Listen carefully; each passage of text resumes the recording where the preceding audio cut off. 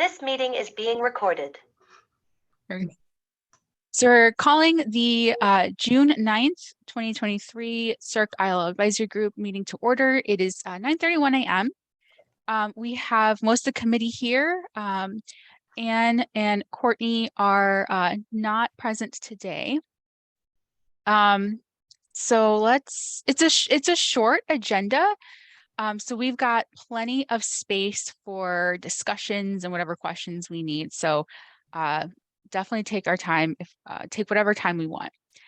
So let's start with the approval of minutes from the last meeting. Are there any changes to the drafted minutes?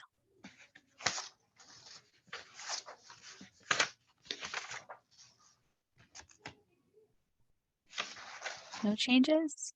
No. Okay. In that case, I will accept the minutes as submitted. Any additions to today's agenda? No. Okay. We don't have any old business to take care of from the last meeting. So we'll jump right into our new business topics. So I'm going to share my screen so we can get to a PowerPoint presentation. Let's start here.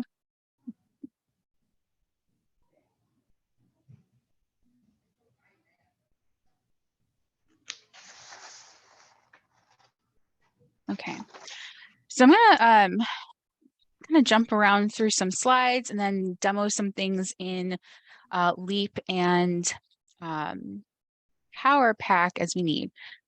So the first section of our agenda is going to look at some new features that come with 7.4. So we recently upgraded our training database to 7.4. We're anticipating doing a production upgrade later this summer before Warren Newport's migration go live date. So 7.4 had some interesting new features related to patron services. So there were 4 that we wanted to run by the Cirque ILO Advisory Group. The first one being calculating renewals based on due date.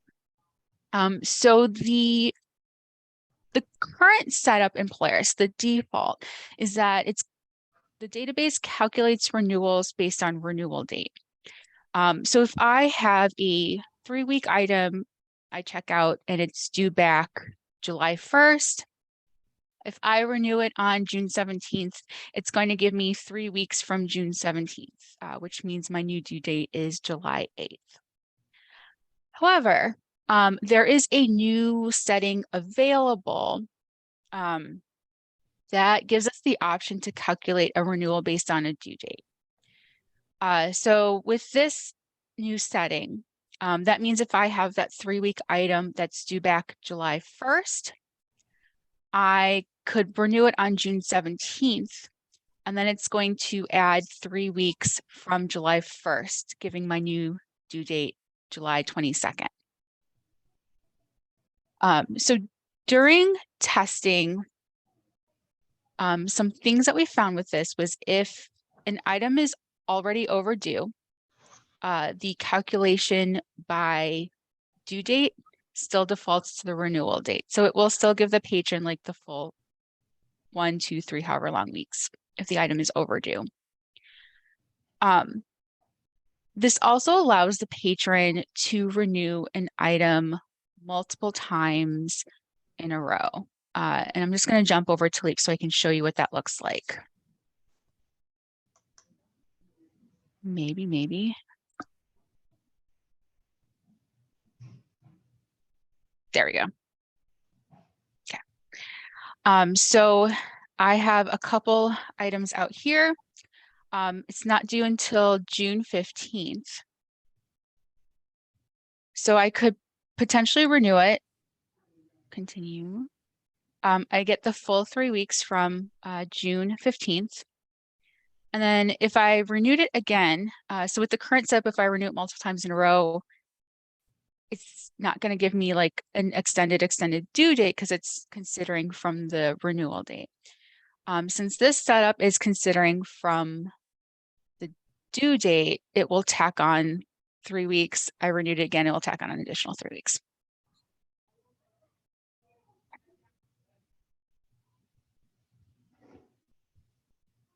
So, hello, we have a guest. Hello, Michelle. So that is the first feature we would like feedback on. So I'm going to open up for comments and questions.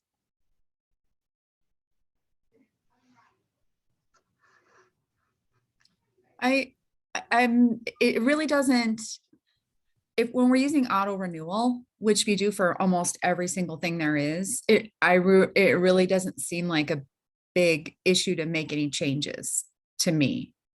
Like I looked at your recommendation and I thought, well, that makes sense, because even having done that for so long, you know, we would always encourage people before auto renewal, just wait until it's closer to the due date. You'll get a little bit more time. You know what I mean? Because it was 3 weeks from the day that you renewed. So I think the renewal date's the way to go. I don't know that we need to make a change. It's confusing. It'll be more confusing, I think. Yeah, the only thing that really kind of, like, someone, if you have 4 renewals, they could renew it till September right now in the way that the system is going. So it kind of, if it's the only copy and someone has a hold on it, I feel like now I'm waiting 4 weeks and that's going to require me to possibly make a purchase, or yeah, there's just something weird about it that I feel like then they would have the whole summer or do the mass renewal knowing that they get this as a way to work around something, and it could affect other patron holds.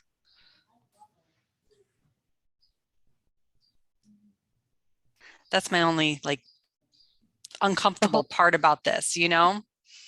The holds is a good consideration. Yeah, because I just think about like lessons in chemistry. It may not have any holds right now. Someone has a new book. It allows 2 renewals. They could continuously renew it for that extended period of time. And then statistic wise, what does that mean when we're doing our monthly statistics? Mm-hmm.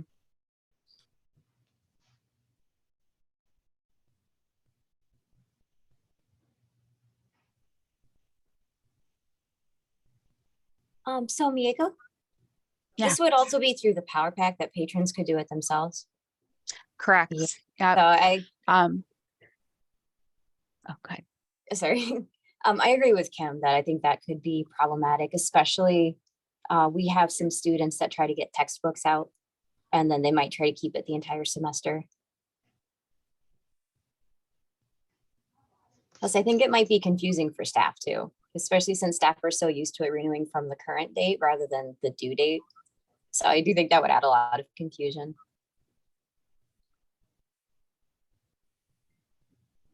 Yeah, I could definitely see how it would be hard kind of assessing a situation when you see this date that's like 6-9 weeks out, trying to figure out how it got there.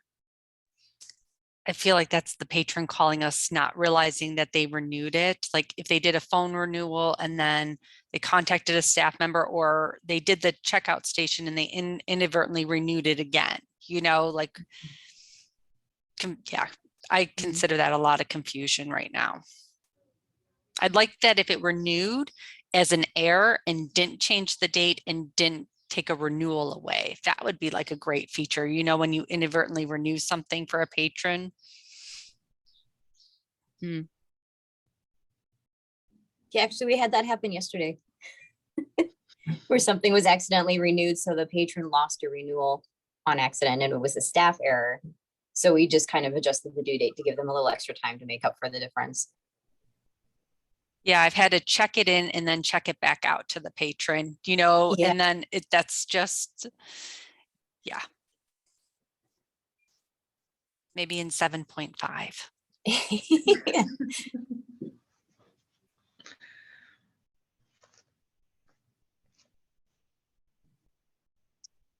Any Any other comments or questions about the calculating renewals based on due date?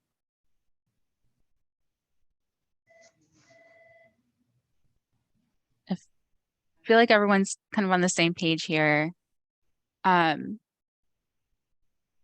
Would the group be ready then to make a motion? The built-in motions into the agenda based on the CCS recommendations. And then, so if we're on the same page about continuing to calculate renewals based on the renewal date. So we're not going to enable the new due date feature. I will ask someone to make a motion. You can just read it off of the page.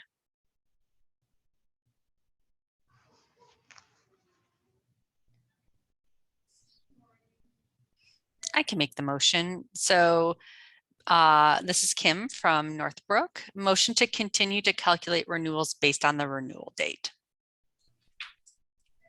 I second that motion, Rachel in Lake Villa. All in favor? I Aye. Any opposed?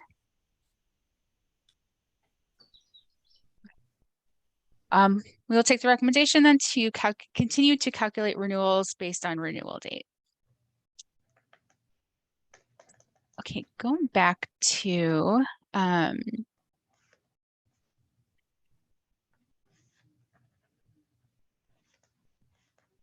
slides here. Okay, so the second feature we're considering is canceling holds in held status. So right now, patrons and staff are able to cancel holds only when they have like certain statuses. So if a hold is in requested status, paused, locating, or shipped, patrons can cancel it online in the Power Pack and staff can cancel it in Leap. Anything that's ready for pickup currently cannot be canceled. It has to be checked in and then the whole and then you go through the cancellation process through the check-in. The new setting allows patron and staff to cancel a ready for pickup hold right within the patron's hold tab. So if something is flagged and is marked as canceled, staff will then be alerted to pull it because it's added to a pick list tab.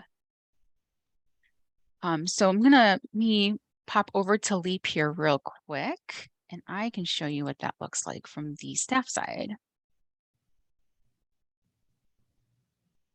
Okay, so I've got 2 ready for pickup holds here and my patron account. So normally right now, if you're in production and if you select one of these ready for pickup holds, you're not going to see the cancel button. It's going to remain grayed out. But now this new feature allows us to just select the ready for pickup hold, hit cancel, and then it is canceled from the patron's record. And then where it goes, as soon as it's canceled, it's added to that tab in pick list. So I'm just going to go into utilities and open up my pick list processing. This is another feature we'll be talking about, but you will either be then, you find it under a holds to action, or you'll find it under cancel holds to pull type of tab. So there's my hold that I just canceled. So the next time staff go to clear the hold shelf, they can reference this list, pull the hold, and then scan it to send it along to wherever. So this cuts down on the, if staff's working with a patron at the desk, or if the patron is even just at home looking at the Power Pack, they don't need to contact the library. Staff don't need to go over to the hold shelf, pull the item, and check it in right away.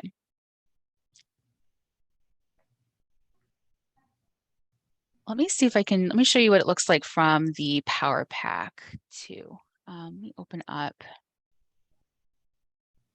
Oh, no, I wasn't there. Sorry about that. So I'm in the Power Pack, the training pack. I can go to my holds tab. Oops. Let me copy and paste my barcode there.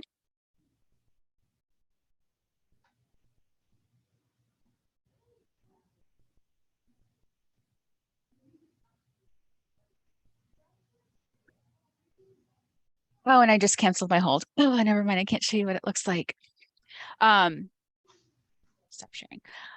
Essentially, it's the same from the patrons account. You know, they just select that hold, click cancel. Staff will see it on the list. Does it give, I'm sorry, Miyako, does it give the patron like a warning, like you're about to cancel this? Are you sure you want to cancel it? Oh, that's a good question. Let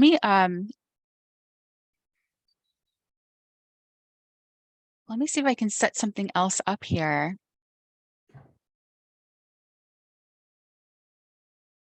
We can test that out.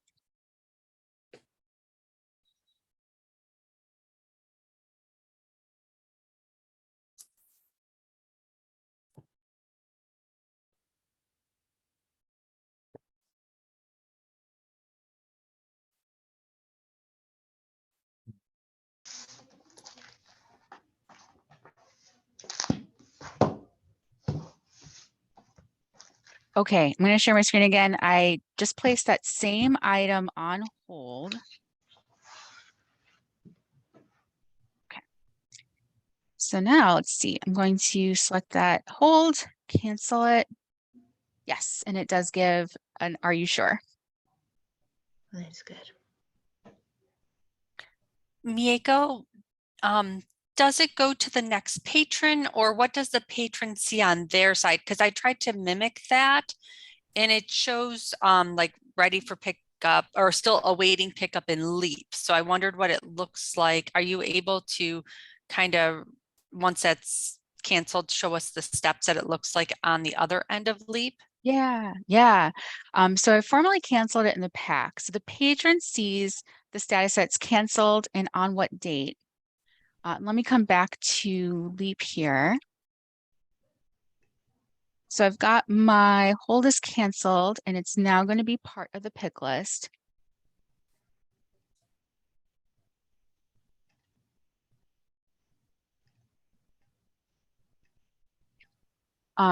Okay, so let me copy and paste this so I can check it in. So it says still awaiting pickup. So even though it's canceled, it still says awaiting pickup. I just wondered what it would look like for the patron side of it, you know, like on the Oh, pack, sure. if they see one's canceled, oh, I can come in and get it. Gotcha. Yeah, thankfully for them, it shows canceled right away. Okay. And for other patrons, it'll show For- awaiting pickup. Okay. So it shows unavailable. That's the key. We just don't want it trapping for someone else when we're not even aware it happened. Yeah, Gotcha. it won't. Yeah, it's not going to attach itself to the next patron until it's actually Checked in. scanned at the check-in. Yeah, that's what I thought I read. Okay, thanks. Okay. Thank you.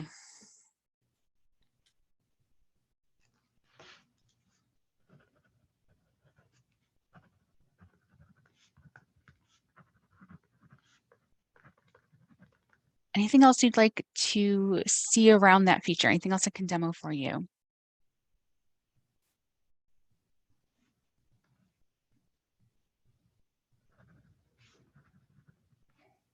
I do have a quick question.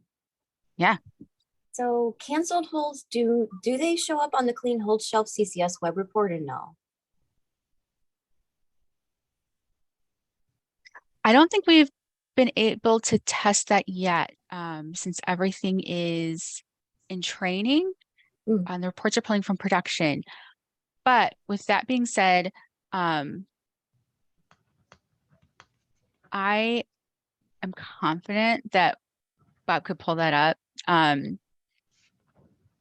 Whatever criteria is being used to compile that holds for action list would be like the same criteria uses to get that report is my tentative answer for that. So we could add Um, it. if we wanted to add that as an option to Mhm. search and add to the list, because that doesn't seem like it's anything that's there now, but like you said, it would just be a way of choosing which things you want to list on the report. Yeah, because I could see it maybe being helpful, especially like between libraries. So, We use Located at Northbrook, and I'm just wondering, does anyone else use Located, and thoughts on? It's new to me. I've never used Located before. The library does use it because they take an iPad out and go to the shelves. So thought process on this for the patron who's on the goes to cancel and it says Located, since it's not an option. Does anyone have any thoughts? It would be really fast it would be like a moment in time. They would have to be pretty darn quick about changing their mind, Mhm. because we do the same thing. Can we go out with an iPad at like 9:15, and then the pick list is to us before 10 o'clock. So it would be maybe a half hour that sneaky little patron would have to jump on and try to change their mind on. Most of the patrons that are making changes usually call us. Okay. Do you get a lot of calls saying, because I'll get, I don't need it anymore or whatever. And when I say most, it's, I don't know, 3 times a week. I mean, it's not very much. I think with the notifications now, that patrons can email us back that they no longer need this item, Yeah, that's or true. that sort of situation. And I'm fine with continue to using Located. I just want to, that confusion, is it best not to use Located for staff? Because our pick list is longer than 35 minutes. So that's, so I just, but yes, I just have to come up with an internal procedure on how to do that. But I just wanted thoughts. So thank you so much, Belinda. Yeah, we love it Mhm. for staff, because if someone's at the desk at 10 o'clock and we haven't trapped it yet, Located is a cue to us to go look on the cart in the back, because kids and adults, we do different or separately, those 2 pick lists. So for staff, it's a benefit for sure. Yeah. Yes, and that's what we've seen. So, okay.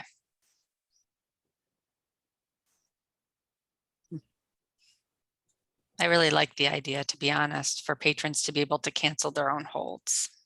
Yes. I do too. Yeah. I do too.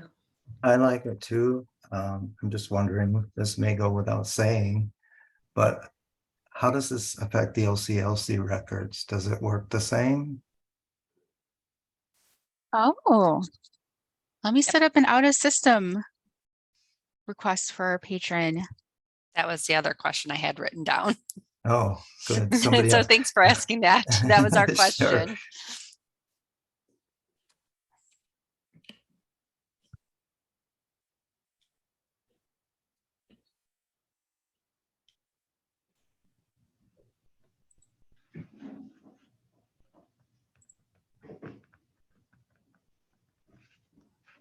We receive.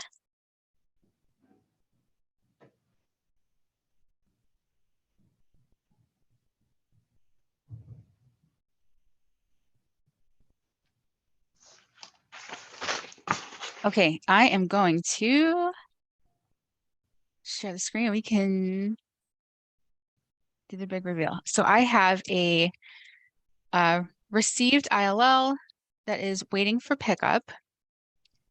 We go back and I refresh without having to re-sign in. Yes, I have an ILL test to cancel. It does not give me the option to cancel it from the patron's side. And I do not have the option to cancel from the staff side either. So it looks like this feature is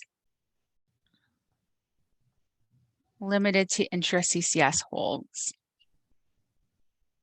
It looks that way because if you open the pick list, it shows ILL as a separate tab. So I wasn't quite sure if that was the process.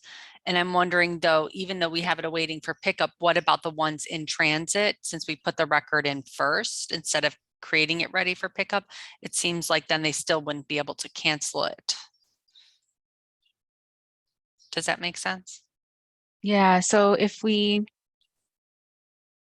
let's try a new hold here so we won't quite so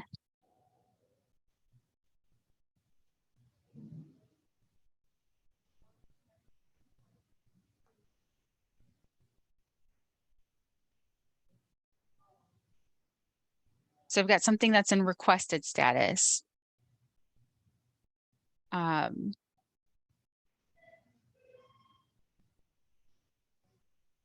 And so something that has not been received yet, out of system ILLs that have not been received yet are able to be canceled online. And then Kim, when you're talking about in transit, That's what I meant. That's what I meant. Like, yeah, for out of system ILLs, yeah. So what would be the process of being able to, because now if a patron can cancel it and that record, it stays there till we remove it, correct? Because it's not going to trap for the patron when it comes in.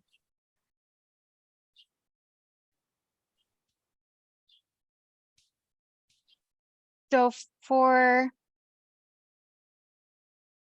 out of system ILLs, the patron is able to cancel them. And Bob, I might rely on you for the patron, what your experience is here.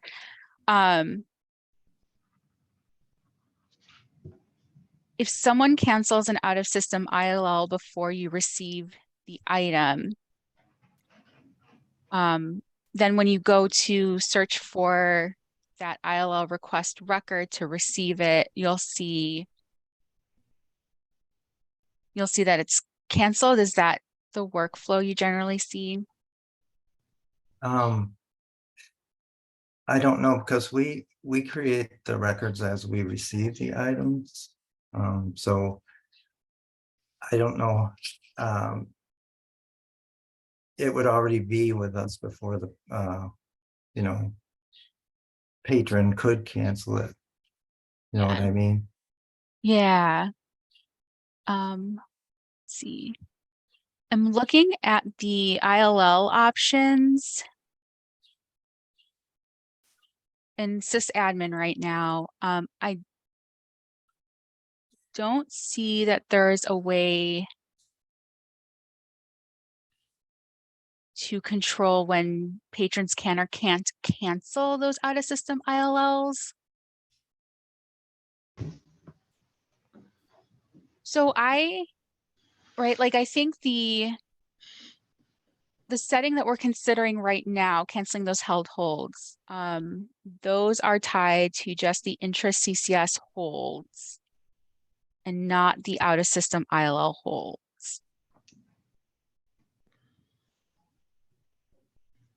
I mean, we don't have many OCLC requests. I mean, they're growing.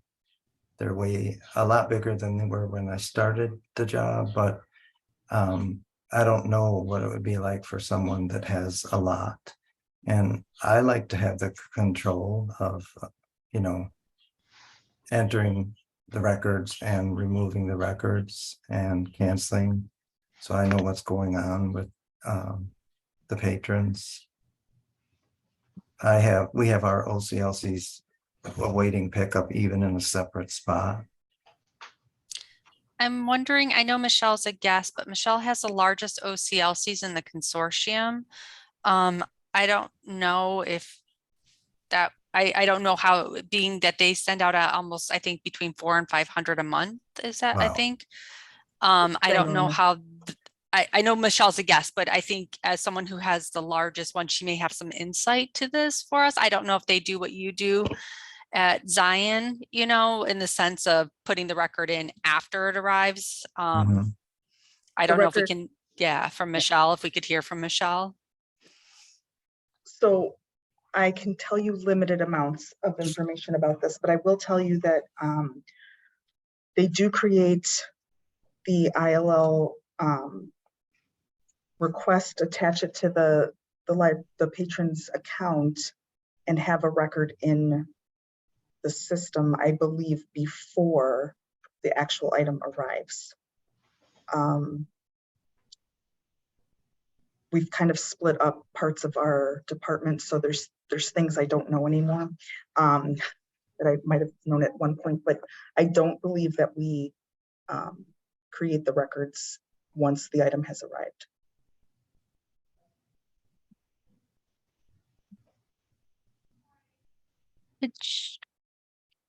So the setting that we're looking at, this cancel held holds, that would be just for intra-CCS holds. Oh, my apologies then for expanding the conversation longer. Okay. Yeah, it looks like this setting does not impact the out of system. As soon as an out of system hold is received, it can't be canceled. Okay.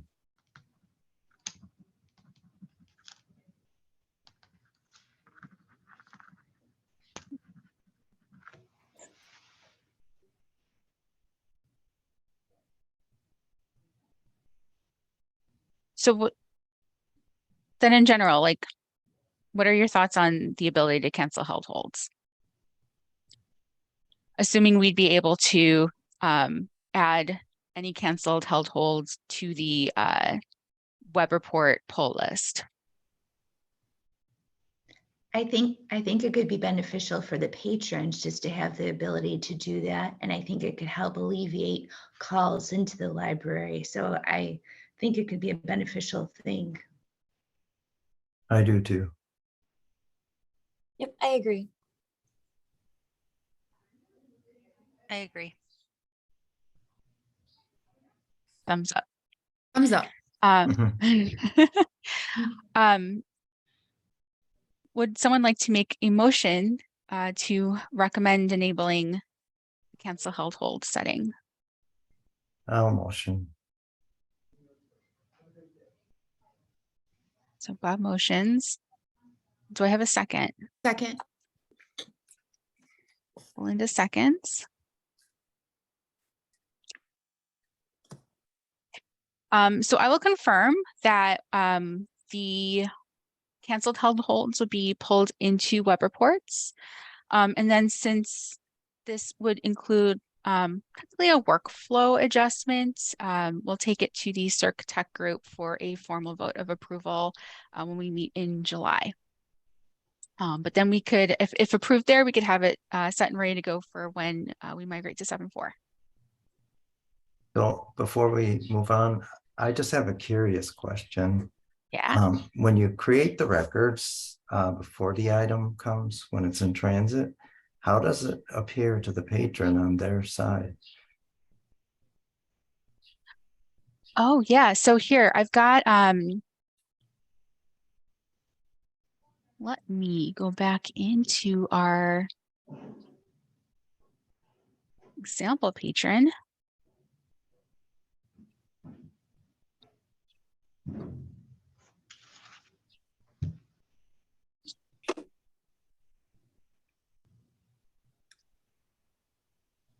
And I can set something up real fast. I've never even thought about doing that, so I don't know.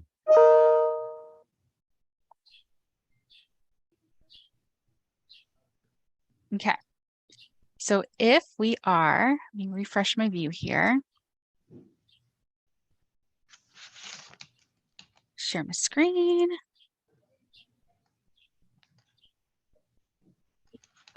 So if an interlibrary, out-of-system interlibrary loan is placed on hold, but it's just still pending, if you have not received that request yet, it will just appear as requested on their list of holds. Okay.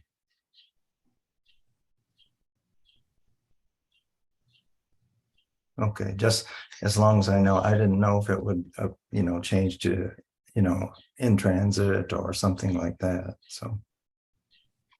Yeah, thankfully there's no real in transit setting with or status with ILL. Okay. Which I don't know if that necessarily helps or hinders the patron experience. Our patrons are still confused with what we have. They don't understand. Oops, went too far. Okay, so the The next setting is somewhat related. It is the new option for a combined pick list view. So currently, if you look in production at the pick list, you'll see that there are separate tabs for holds to pull. So you've got like the unclaimed holds or holds to transfer.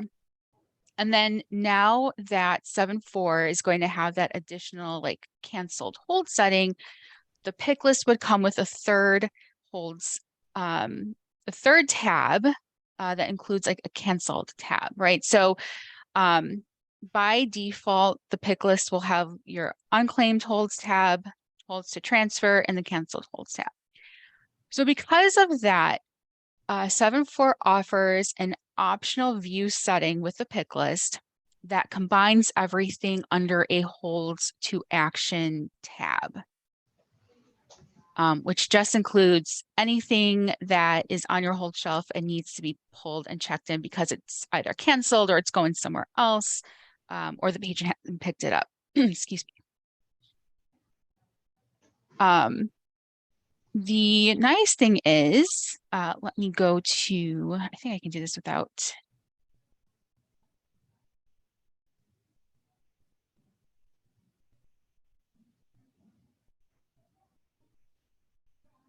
Let's see, does everyone see the power pack right now? Good, good.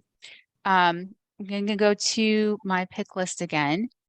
Anyone who's watching the recording, all of the patron information is going to be like blurred out. So yeah, this might not make as much sense to those watching the recording. But the training pick list is now set up to combine everything under holds to action. So even though it is combined, it will tell you the reason why a hold is under holds to action. So it will include the status. So we've got our 2 holds that we canceled this morning, and we've got all the other holds that are in unclaimed status in there. And then if anything is like set to be sent to ready for pickup, but the patron wants to pick it up elsewhere, that's holds to transfer status.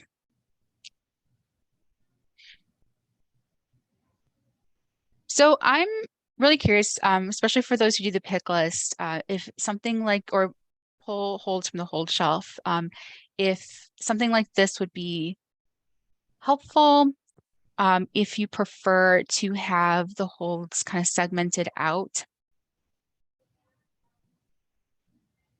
or if there's no real big impact to you.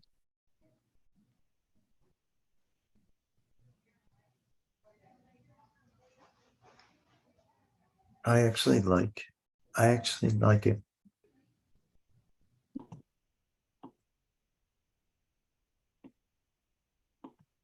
I think it's one less place for staff to have to be trained on to look. And it's coming off the shelf no matter what. Mhm. It is nice that it combines both the canceled and unclaimed in one place. I don't think it would have an impact. Like these 2 functions, like you just mentioned, would be more circulation related than our pages pull our pick list. But there's definitely, looking at the other 2 tabs, having them all combined seems like a benefit. I don't see the downside.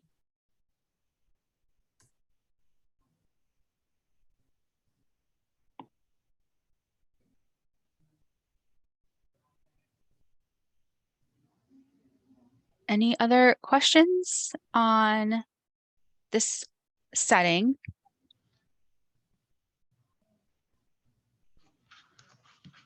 Or if someone is ready to make a motion. I could make a motion to accept the combined pick list holds view. I'll second. Just seconds. All in favor? Aye. Aye. Any opposed? Okay, great. So again, we will take, since this is a workflow adjustment, we will take this to the Circ Tech group for formal approval in July.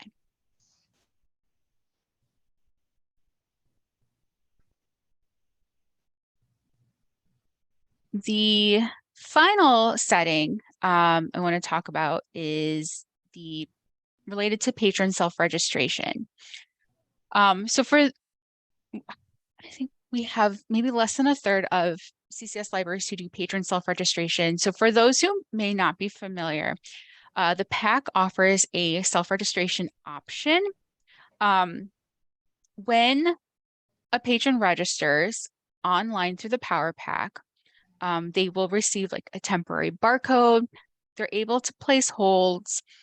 Depending on library settings, they may be able to check out e-content, but they're barred from borrowing physical items until they come into the library to verify their ID. By default, during self-registration, the Power Pack goes through a dupe check. So it checks data points like the patron's last name, patron's first name, birth date, email address.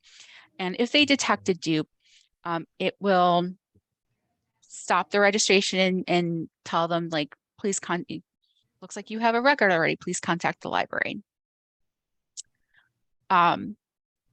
There's a new setting for self-registration that allows a library to deactivate the dupe check when self-registering. This setting, it's a little different than our other settings. The other settings we looked at are very like system-wide settings. This one can be configured at a library level. But if deactivated, the Power Pack would then issue a temporary barcode to a patron, regardless if they've detected a duplication. So, you know, when pro of turning off a dupe check is that, like, I know libraries can run into patrons who haven't had, like, lost their card long ago and don't realize they have a record. So it takes away, you know, one barrier to service. But one big con of taking away the dupe check is that a patron can, like, if a patron can essentially create a record no matter what. So, you know, if they don't realize they have a record, they could just create a new one and then end up with multiple records in the system.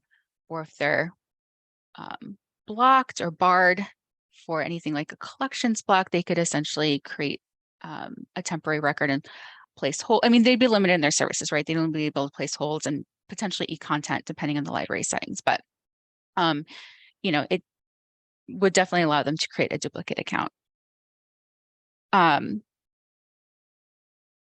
So I am really interested to hear your thoughts on this. I'm trying to remember which libraries offer online self-registration. I'm not sure if any libraries here do or not. We do not at you do not. Algonquin. But what we do is when people apply for a card through our website, it's directed to one of our to circulation, and we do this same thing. We'll double check for a dupe. What we do is we issue them a digital card for 30 days, so they can get our e-content, but they cannot put any holds on. No physical materials can be checked out. You know, this changed during COVID because prior to COVID, after like we used to give people their library card number in their email, and then, you know, there was some video game theft at some point back then, 2017, 2018. So then that stopped. We stopped doing that. But then when COVID started again, we wanted to give people access right away to something. So we gave them digital. I don't see where this would be a benefit. I think the detection should stay active. That's my 2 cents, even though we don't use it at Algonquin. I used it both at Wilmette and Evanston, and we're looking at doing it at Northbrook. So I agree. Evanston had so many electronic patrons during the pandemic that it was easier to get in touch with the patron to let them know, or they would contact us because there was a dupe card. And then we would walk them through how to fill it out online with just their initials. And then I would just go back and put it through the system. So with their real name in and clean up things, because if you had a Brian Smith in one community and a Brian Smith in another community, we were able to circumvent that with just patron interaction. Because I feel like self-registration is becoming more popular, I think the deduping process, people make mistakes when they register online. They think they're getting a card when they sign up or when they try to log into their account. So I think, and then they call us. I like the dedupe. I want to keep that. That's my 2 cents.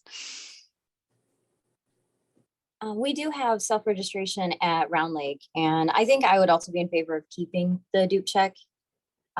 We actually have never been called that I'm aware of for somebody who ran into that issue online and had to have us clear it up for them. More often we have patrons who, we always double check all of the registrations that come through. So we get a lot of patrons that don't belong to our library district. And we've had it where some of those will keep reapplying, even though we keep contacting them to say that they're not part of our district. So I think it does help to have that duplication in place too, so that it kind of cuts down on some of that a little bit.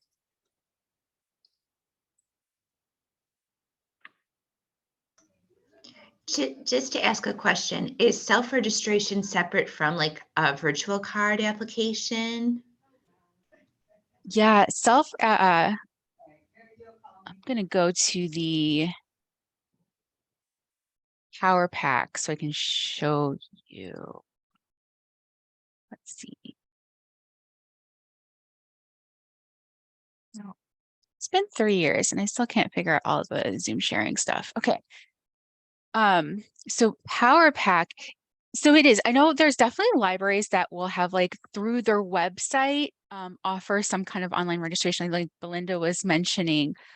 The Power Pack comes with, let me go to Carrie. So if you're a library that wants to offer online self-registration through the Power Pack, what a patron sees then when they go to log in is this little message saying, if you're not registered for library services, click or tap here to register now. And that opens up, get through the alert message, an area where you can select, basically the patron is kind of getting their best guess of what home library they are. So like Alicia mentioned, if Round Lake, you have people who aren't actually part of the district there. But here you'll like select what library community you belong to, enter your postal code. I'm just going to enter Arlington Heights one. The Power Pack is not smart enough to do any kind of like address validation. So, you know, it can't actually tell if you're part of that community or not right away. And then it prompts you to enter in your information. It kind of mimics many of the fields from a registration work form. So, you know, name, address, contact information, some like your notice preferences in here. And then when you they submit it, then it will spit out the like a temporary barcode. It starts with pack reg and then some random numbers. So it's an entirely Polaris thing. And yeah, and not tied into any kind of like patron point or any other third-party service. Thank you.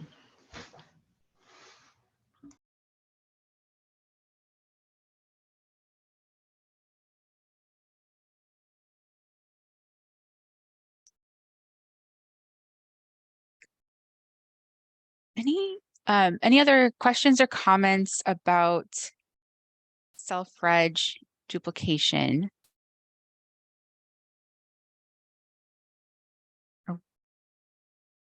Is anyone ready to make a motion for this one?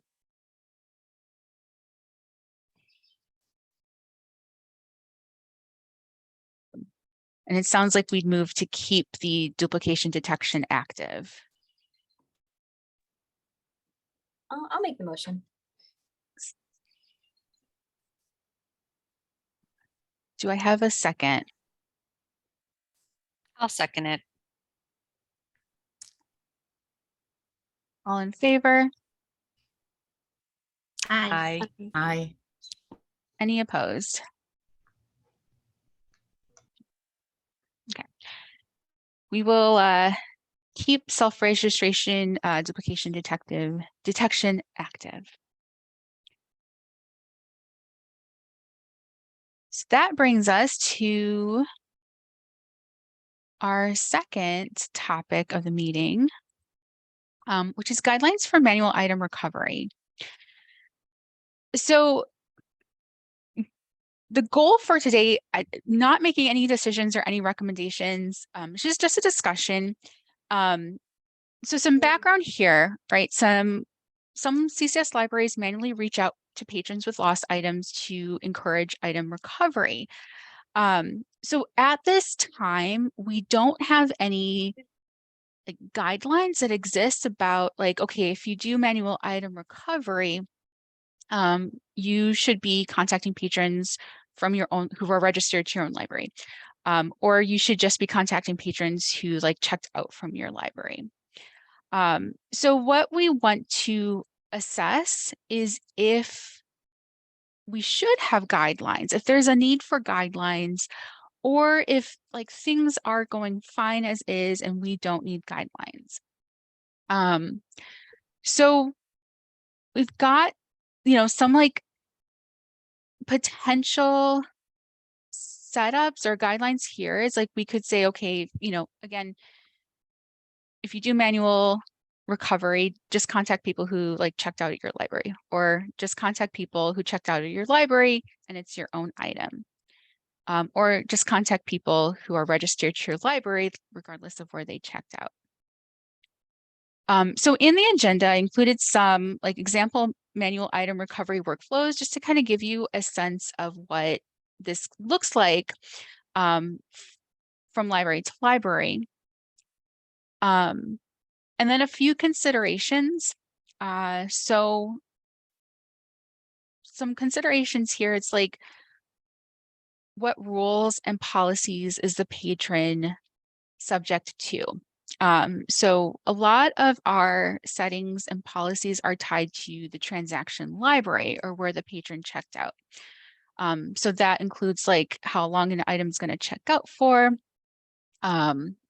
if you are subject to overdue fines or not. But you have other things like collections that's tied to the patron's home library. So if you submit patrons to collections, any patron registered to your library is eligible to be submitted regardless of where they check out. So making this up, I don't think Northbrook is a collections library, but if Northbrook was a collections library, and I'm a Northbrook patron, but say I do 100% of my checkouts at like Park Ridge, I would still be eligible to be sent by collections because my home library participates in collections. So, there's just a lot of little pieces here. Some libraries do collections, some libraries don't. And so, we just wanted to have, again, just kind of talk this through with the group, just to kind of get a general sense here of maybe what needs are, if we should anticipate needs in the future. And I know I invited Michelle to come because she does do manual item recovery, and it sounds like it's really successful at Des Plaines. So again, our goal for today, just determining like, do we need guidelines for who a library contacts or not? So I might start the discussion by just saying like, what questions do you have about manual item recovery? Like, are there any context gaps that we can try to help fill in to help the discussion?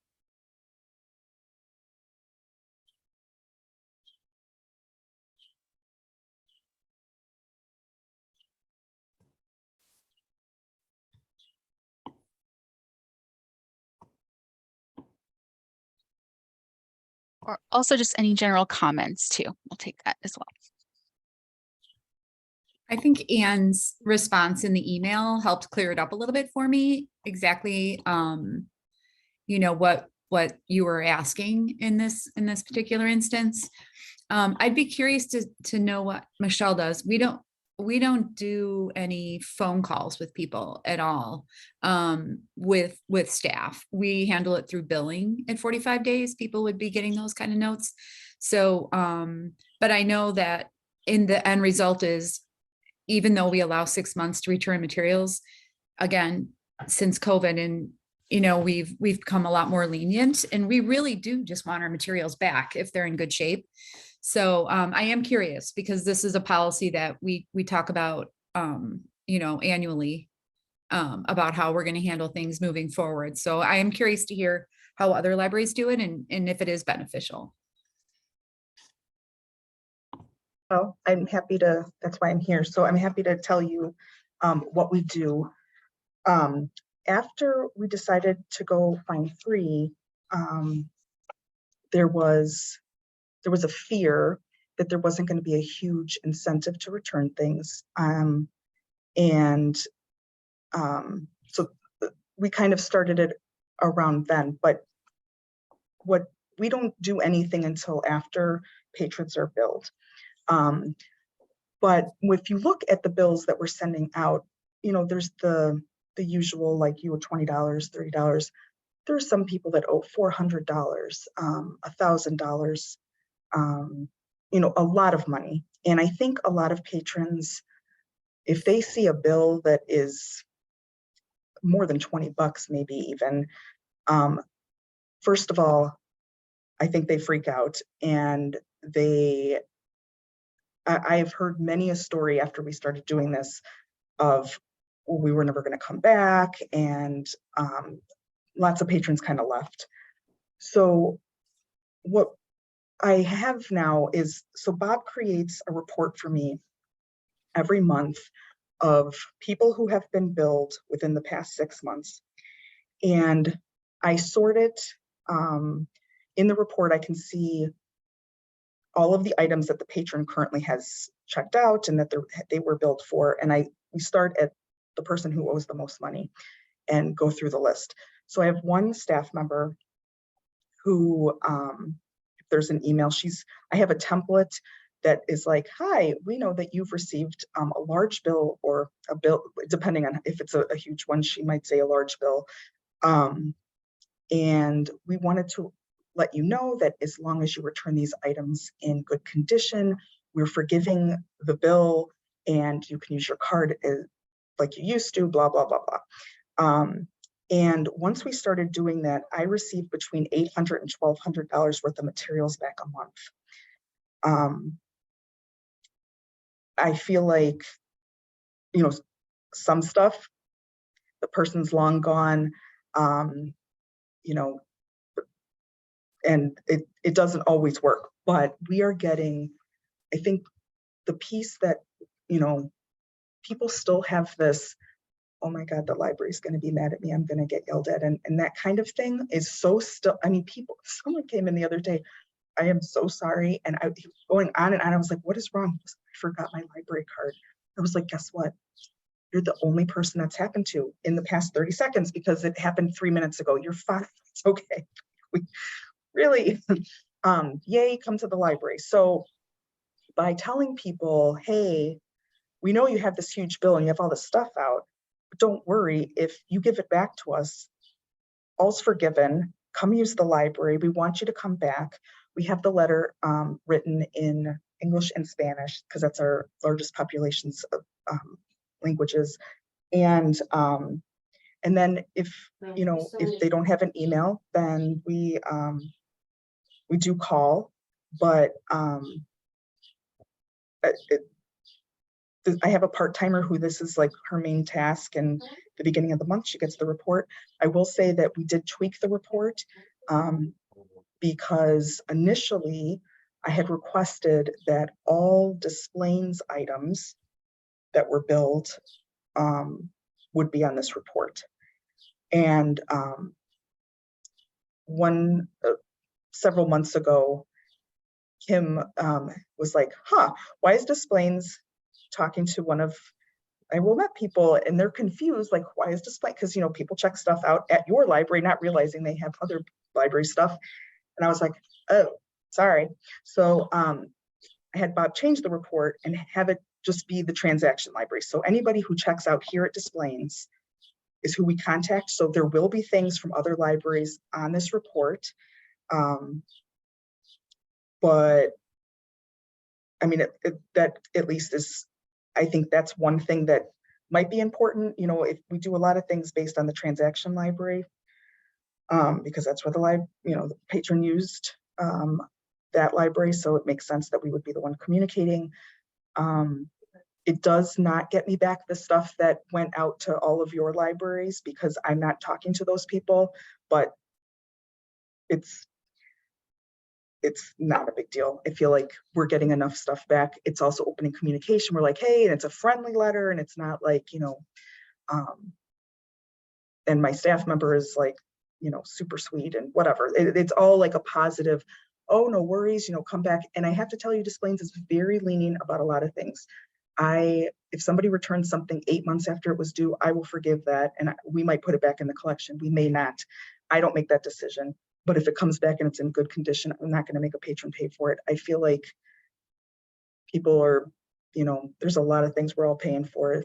Money is not easy. And like, if we get something back, why punish the patron? And if we keep a patron, that's the point. But I know not every library can be that lenient.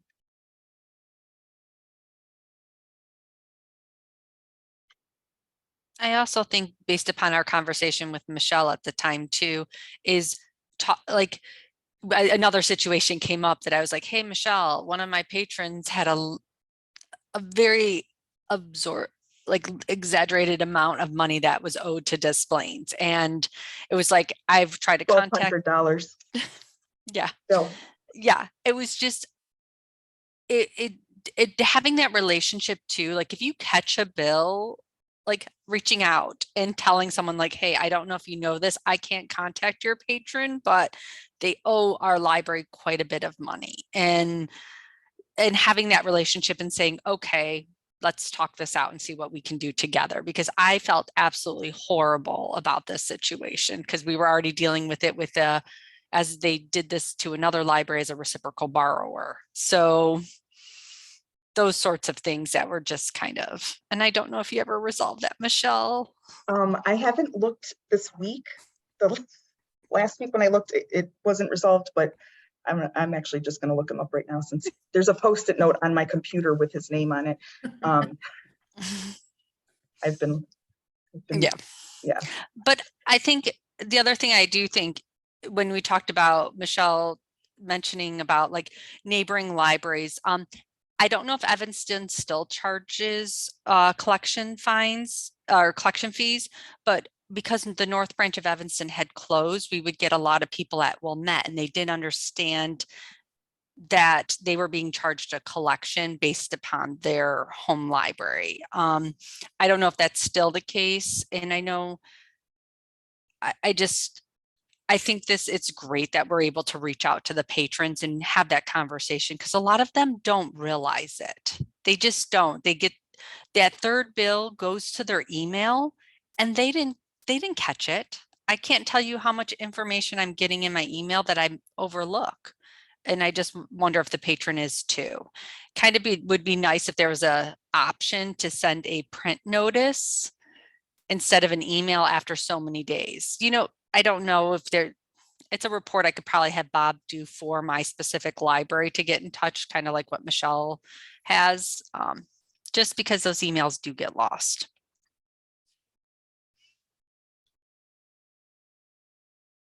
That patron still owes us $1,200 and we've sent him 2 emails. He's not gonna give it back. It's fine. It happens. I'm so sorry. It's not your fault. I know, but it still doesn't make me feel good. I know, it stinks.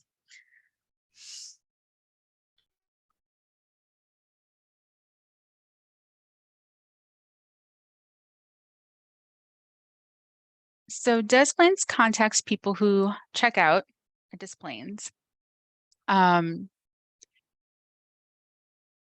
You're not a collections library, so you don't have to worry about like reaching out to your patrons that could potentially be sent to collections. Right, so, but I do have a question that now that you brought that up. So some of the people who are coming into the library are checking out materials from somewhere else. If it's a library that does, like Park Ridge does collections, I think, if they're checking out a Park Ridge book and does Park Ridge do a collection on that? Or they only do it on their Only- patrons? Only on their patrons, But yeah. what if their patron came to my library, took out a bunch of displaying stuff and it was super late? Are they gonna charge them collections? Even though I'm Yes, gonna end up they would- forgiving stuff? They would be eligible for collections. And obviously, we don't ever forgive the collections because that's not, I know that the other library put the money out and I don't think I'm allowed to waive that. Is my understanding. Is that right? I didn't. I will say that Yeah. because I feel like it's gonna tick people off. So I haven't. But I do feel like, oh, thanks, you gave us back all this stuff, but you know what, your libraries sent you to collections, so. I think that would be a call, honestly, Michelle. Yeah, If you reached out to me and said, hey, this person did this, would you, we don't have collections anymore at Algonquin. Yeah. But that was something that we certainly feel the exact same way. Like, we know that the library paid out for this, and that was our response too. You can give us the materials back, even though they're very, very late, they're in good shape, but you have to pay the collection fee because we've already paid it. So, but yeah, we just eliminated that stress ball from us. But thank you for your explanation. I appreciate it. It's something to look towards for sure, especially with summer reading right now, because these are people we see mostly once a year, kind of almost. And I joke with the youth services department, like, I know you've been preparing for a month and you're overwhelmed for 2 months, but in circulation with all the auto renewals, it'll be 3 months before the terror will begin. And people are like, oh, I returned that. I'm sure I did, so this might be something that we look ahead to the fall to put into place, honestly.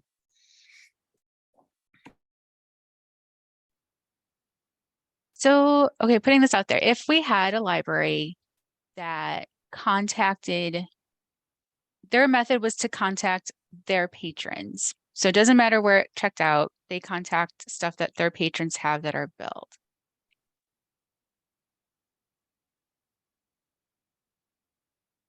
What are your thoughts between those two processes? Contacting people who transacted at your library versus people who checked out, or versus people registered to your library?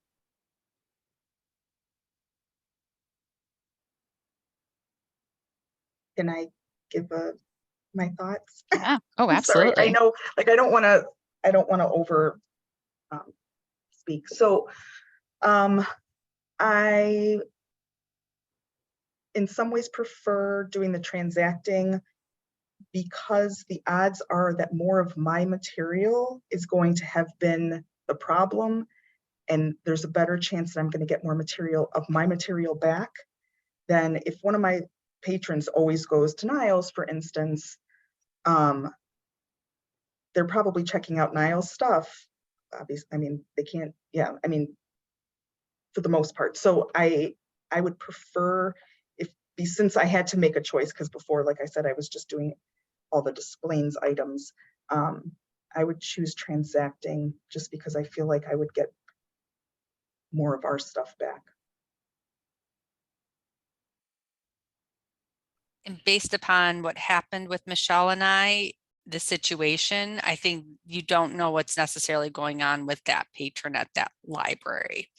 So I would agree that that would be the transacting library, right? So like Michelle only gets in touch with Desplaines, people who check out at Desplaines. So I think they obviously came into your location for a reason. They know why you're calling. That would be my thought process. Because isn't that what we do for like missing pieces and, like Damage. keeping that consistent boundary, because it's your patron, they may have told you something that you're not aware of because they're a regular patron, and then they get a call from another library or an email or a notice. However, I do like Round Lake's process of how they get in touch with patrons if they still do it with their letters and the damage. I don't know if Alicia still We issues. do. Yeah, I we love still do that. that. Yes, I love her process as well. Yeah, I think the transacting library makes more sense too, because it is consistent with everything else we do. And I think it's easier for the patron to understand where to bring the materials back. Because if like we have a patron that checks out all the time at, say, Lake Villa, and we contact them, then they may be confused where they should return those items, even if they're Lake Villa items.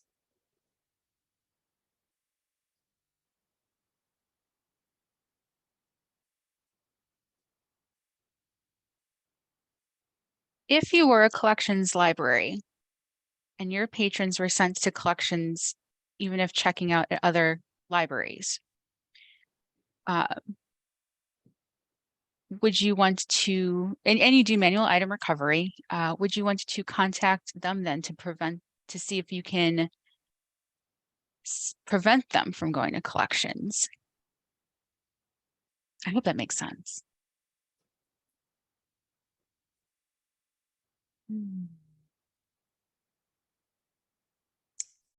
I don't know if I want to give that negative feeling for that other library that just feels weird that, hey, a recovery service may get in touch with you because your home library uses this service and we don't.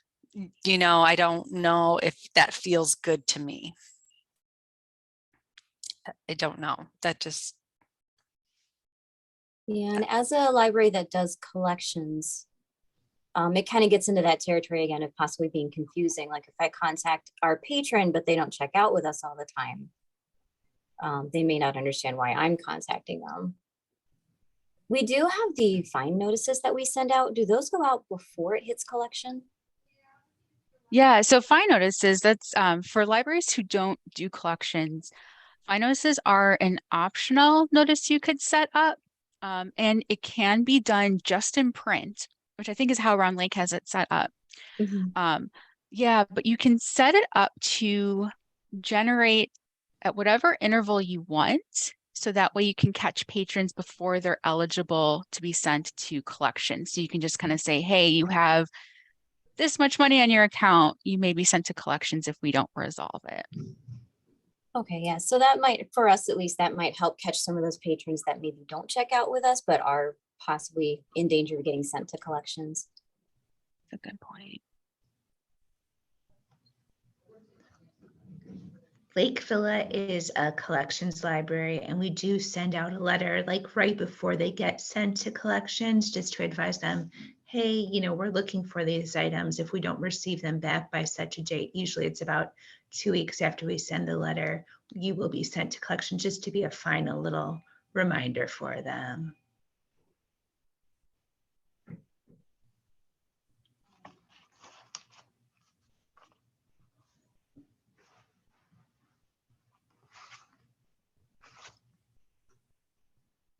So at this time, we only have a handful of libraries. I want to say 3 or 4 libraries who do manual item recovery.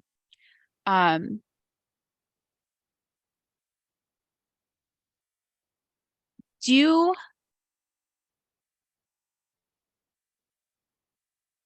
you think there is a need at this time to set guidelines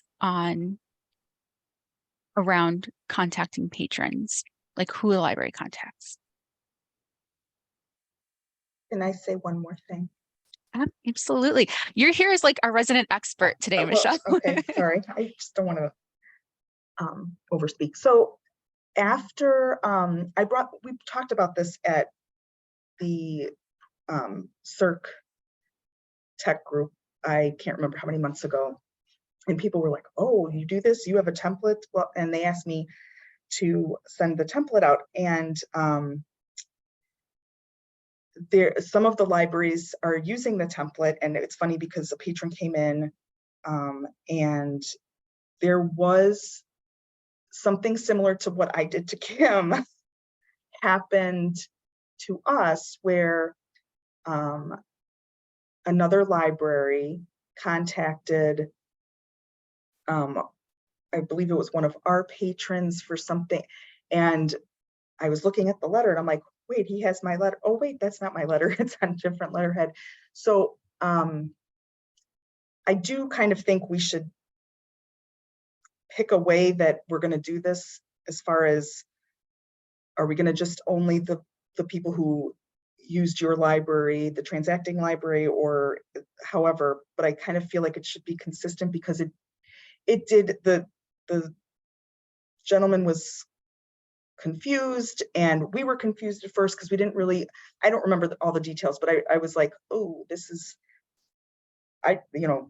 why Kim was like, what the heck are you doing, Michelle? And so like, it actually helped to have it more defined, and we just know, okay, you used us, so we're going to ask for the stuff back. That's the one thing that I do recommend, that stays consistent, so that there's not this, the patron gets confused. We had to figure out like what exactly had happened and where things had been checked out and all of that kind of thing. And it was just more of a hassle than, and if more libraries are going to start doing this, I feel like there should be some sort of guideline. I agree. So, Miko, is it okay if I share exactly what happened? Michelle, are you okay if I share Oh, the yeah. situation? Yeah. So I had the patron come in and receive a letter from Desplaines. Their spouse had passed. And so they were so confused about what was going on with everything. And it was just her in tears in front of me. So it was one of those situations where took what I did what I could. And I think that's the situation we don't know could be the other end of it. I had a patron, similar thing, house fire. Didn't, receive notices from other like the library notifications, and it wasn't part of their normal routine right now because they had something impact them. I think it should definitely come from the transacting library versus the patron's home library. Or if there's a question about like a big charge, maybe partner with the library, and say, hey, do you know anything going on with this patron? If it's like maybe above, I don't know if there was a threshold limit, maybe there's something we know that maybe staff didn't put a proper note in the account that said patron fire or a situation, by then I probably would have waived everything and let you all know you're not getting your material back, but I don't know how others would do it. I think if it's our patron, I think it should be the transacting library. But if there was like a limit, like a dollar amount, maybe partner with that home library. Maybe there's something that the two of you can do together.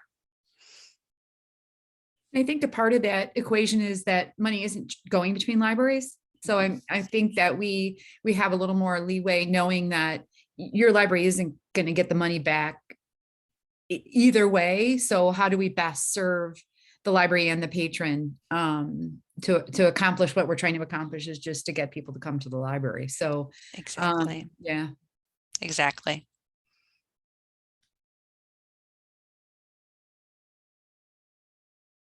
So it sounds like Michelle is going to write up the plan for us, and we can't thank you enough. So Oh yeah. no, but I already agree. did that. I agree that before it gets bigger than all of us, why not get it in some sort of format so that we can be consistent? Boy, there's nothing patrons get more confused about than inconsistencies, even within our own library. But anyways.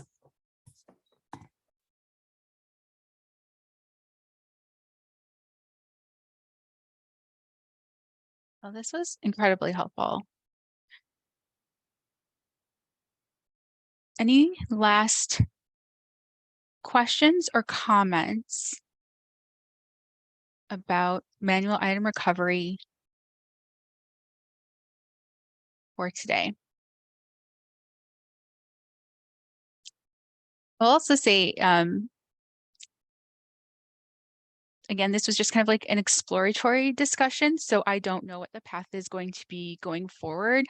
So if you do think of any questions or anything, any comments you want to add to the discussion, definitely send those my way. So then we can kind of group those in with any future discussion on this. So anything else before we conclude this meeting? Do we know if Warren Newport is fines free? They are fines free, yes. Okay, thank you.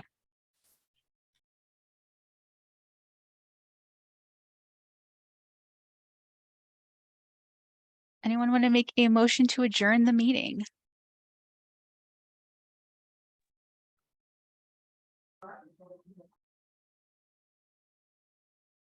I'll make a motion to adjourn the meeting.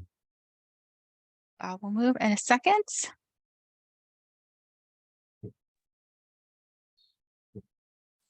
I'll second. Okay. Thanks, I'm going to Chris. adjourn us. Yeah. Oh, sorry, Belinda. Go No, for it. I was just gonna say, I was reaching for my pen and the mouse at the same time and I could not do it. Thanks for saving the day, Kim.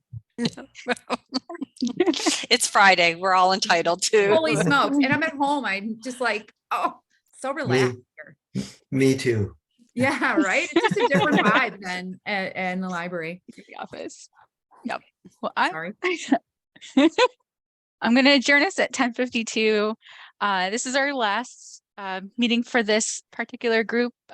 So thank you all so much for your sharing all your knowledge this year. We've had some really fantastic meetings. I appreciate all of you. So thank you and go have a great summer. I'm going to stop the recording now.